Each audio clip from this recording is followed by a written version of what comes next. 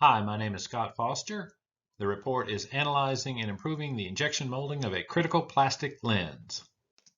I have some examples here of injection molded parts. These are mostly fiber optic connectors. The quarter is shown for scale. Injection molding covers anything from these critical fiber optic connectors all the way down to inexpensive toys. The factory is a custom molder in the Dallas area. As such, molding of the lens, which is provided as an example with sample data in the class resources, would be a typical project and using the standards we're going to discuss here in this report. Deming's 14 points for total quality management. Point number 3, stop depending on inspections. That is the number one problem we're going to deal with here. We're going to define that problem in the DMAIC process, also from Deming. Measure, quantify the problem, analyze, identify the cause of the problem, improve, and control. We define the problem as reliance upon inspection. We're going to measure the process performance, collect data, and produce SPC control charts. We're going to analyze the process first with gauge R&R, which is testing the repeatability and reproducibility between the gauges and the personnel doing the measuring. We're going to measure the process capability. Where necessary, we're going to improve it with Taguchi designs, and then we're going to control it, the final stage, with acceptance sampling. This flowchart here is provided either in I6 Sigma or in Minitab for which control chart to use. We have continuous data here for these measurements for this lens, sample size, n equal 5, so we're going with an X bar R chart. This data here, you want random variation for an in-process control. You don't want to see a pattern of movement here like you see hitting this upper control limit. On the QSEM chart, you see another downward pattern. These are items that are out of control.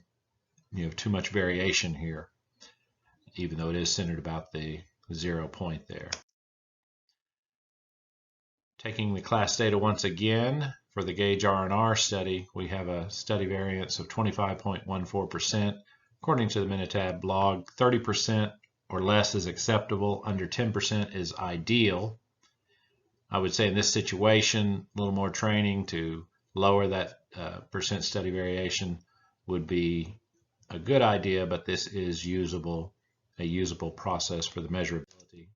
Going to the process capability that we got, for the thickness, we have a PPK of 0.98. According to Hessing, 1.33 is the minimum for a capable process. Let's go with a Taguchi experiment to improve the process. These 7 control factors, 5 of them, cycle time, mold temperature, holding pressure, holding time, and screw speed, are machine inputs. You can change that machine input. To change the gate size and cavity, you have to take the mold out of the machine and change the mold. The noise factors are natural variations which we have little control over. Ambient temperature, we run 24 hours a day. Moisture content, same situation. And then percent regrind, you want to have a maximum 25% regrind. You can run with less, but you cannot control the quality of the regrind to the level of new material. So we are going to compare the control factors to the noise factors. In doing so, the noise factors are represented in this part of the array. We're going with the high and low values. We're doing 8 different runs times each of these 4 different combinations of noise factors. We get the individual values here. We take the mean here, and that's the standard deviation. In the main effects plot for standard deviations from that data, we can see at the low value of hold time, we have the lowest standard deviation. Lowest standard deviation is your lowest variance process. These other factors are not nearly as inviting as this low number here.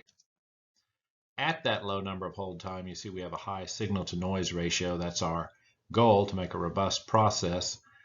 The final part of that goal is to hit the target mean.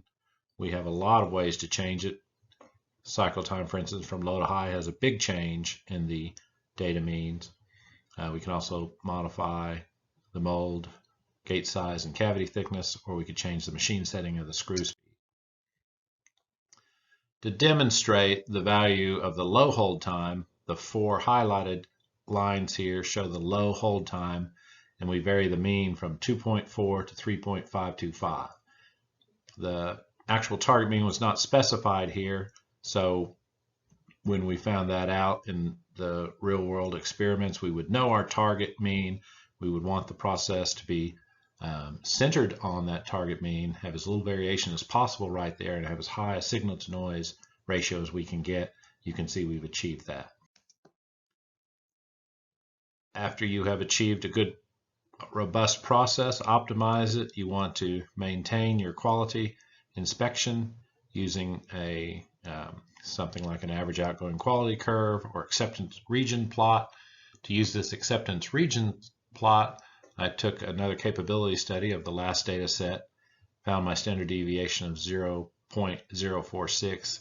It falls way outside this plot, so this plot would be rejected. Presumably you would do another Taguchi experiment, but this is a demonstration of how you would control the process. So we defined the problem of trying to inspect inequality. We measured the process, got the voice of the process, we analyzed it, we figured out how to improve it with Taguchi process, and then how to control it with a sampling. The lessons learned here: with my intuitive knowledge, I can get a good molding process. With the Taguchi data, I can improve the process and prove to everybody concerned that we're optimizing the process. Thank you.